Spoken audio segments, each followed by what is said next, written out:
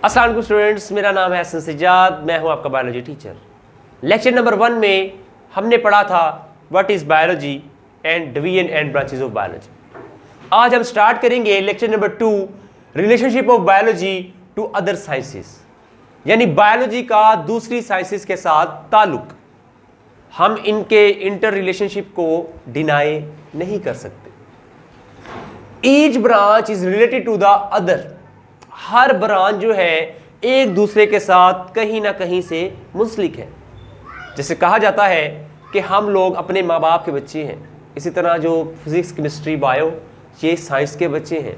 जैसे हम अपने बहन भाइयों के साथ कई लिहाज से इंटरकनेक्टेड रहते हैं, चाहे वो शरारतें हों या पैसे लेने हों। इसी तरह हम लोग पढ़ेंगे मूवमेंट ऑफ एनिमल्स बायो के अंदर, तो उसमें हम हेल्प लेंगे फिजिक्स की लॉ ऑफ मोशन की। इसलिए हम इन्हें कहते हैं इंटरडिसिप्लिनरी साइंसेस। तो पहली स्टार्ट करते हैं बायोफिजिक्स के साथ। तो हमारे तमाम के तमाम फिजिक्स के लॉज जिनको हम बायोलॉजी के अंदर इस्तेमाल करते हैं उन्हें हम कहते हैं बायोफिजिक्स। मिसाल के तौर पे हमारी बॉडी की जो मूवमेंट्स होती है, हमारी बॉडी पार्ट्स की जो मूवमेंट्स होती है, यानी जो हरकत होती हैं, उसको समझने के लिए हम फिजिक्स के कवानीन को इस्तेमाल करते हैं और इसे हम कहते हैं बायोफिजिक्स। मिसाल के तौर पे फिजिक्स के अंदर लिवर एंड इंसान के अंदर, ह्यूमन के अंदर जो लिम्स होते हैं, जिसमें हमारे आर्म्स एंड लेग्स आ जाते हैं, उनकी हरकत करने का तरीका एक है।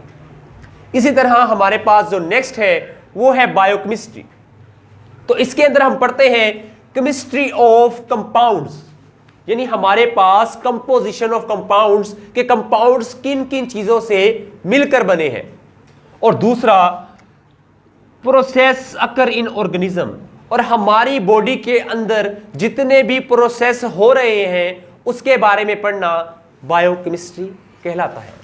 मिसाल के तौर पे पौधों के अंदर फोटोसिंथेसिस होती है जिससे ग्लूकोज की तैयारी की जाती है, तो ये एक केमिकल प्रोसेस है और हम किसकी मदद से स्टडी करते हैं? केमिस्ट्री की मदद से स्टडी करते हैं, इसलिए हम इसे कहते हैं बायोकेमिस्ट्री।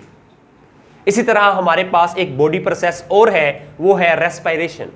वो भी हम केमिस्ट्री की मदद से स्टडी करते हैं, इसलिए हम इसको नाम देते हैं बायोकेमिस्ट्री।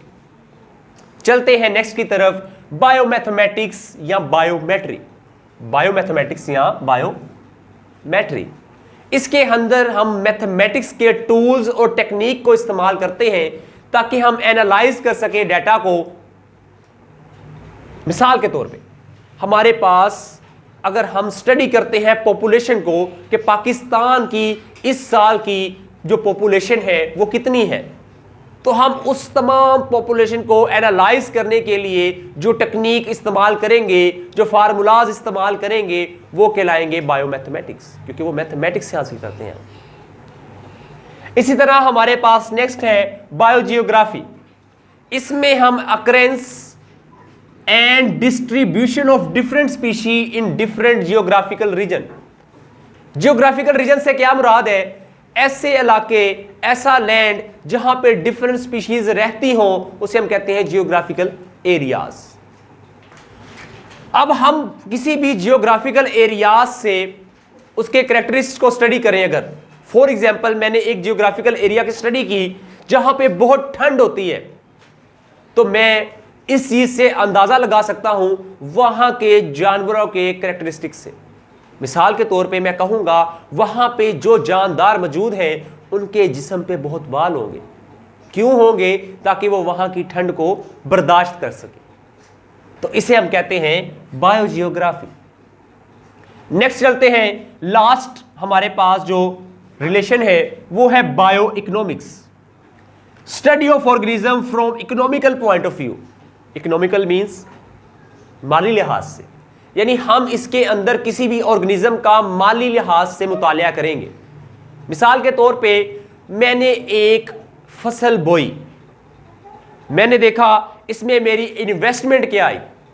इन्वेस्टमेंट से क्या मुराद है कि मैंने कितने पैसे इसमें इन्वेस्ट किए, मेरी एक फसल जो है वो पक गई, उसकी कटाई में क्या पैसे आए, और जब मैंने उसको बेचा जब मैंने उसको बेचा तो मुझे प्रॉफिट कितना आया और लॉस कितना हुआ, इस चीज को स्टडी करने के लिए हम इकोनॉमिक्स को हेल्प लेते हैं उससे, तो इसे हम कहते हैं बायो इकोनॉमिक्स। तो यहां पे करते हैं लेक्चर का इख्तिताम। अगर आपको कोई भी क्वेश्चन हो तो आप कमेंट सेक्शन में पूछ सकते हैं। अल्लाह हाफिज।